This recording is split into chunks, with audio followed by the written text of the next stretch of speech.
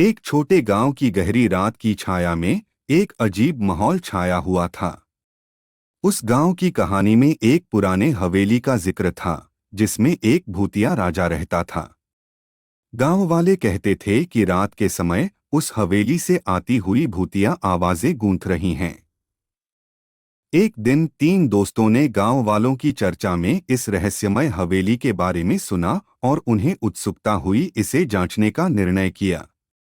रात के अंधेरे में वे हवेली की ओर बढ़े और उस वृक्षारोहित स्थान में पहुंचकर उन्हें एक नया विश्व मिला।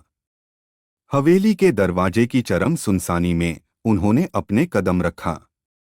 घूरती हुई आंखों के सामने वे पुराने समय की बहुत ही भूतिया छाया महसूस कर रहे थे। चीखें और भूतिया हंसी घूम रही थीं, जैसे कोई अदृश्य बच्चे खेल रहे हों। हवेली के भीतर वे एक पुराने राजा के कमरे में पहुंचे, जहां एक पुरानी तस्वीर उनका ध्यान आकर्षित कर रही थी।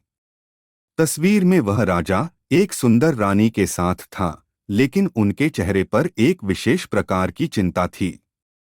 तस्वीर से आवृत होती आत्मा ने बताया कि वह एक समय का राजा था जिसने अपनी प्रिय रानी को एक दुश्मन के हाथों में खो दिया था।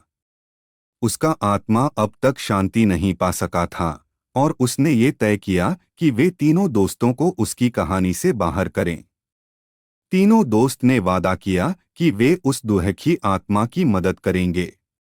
उन्होंने राजा की तस्वीर से लेकर उसकी दुखभरी कहानी का पता किया और राजा की आत्मा को शांति देने के लिए उन्होंने उस दुश्मन का प्रतिष्ठान प्रमाणित किया। जब उन्होंने सच्चाई को सामने लाया, हवेली में एक अद्भुत प्रकाश बिखरा और राजा की आत्मा शांति में विलीन हो गई। वही समय गांव वालों के लिए एक नया आरंभ हुआ और वे तीनों दोस्त अपने रास्ते चले,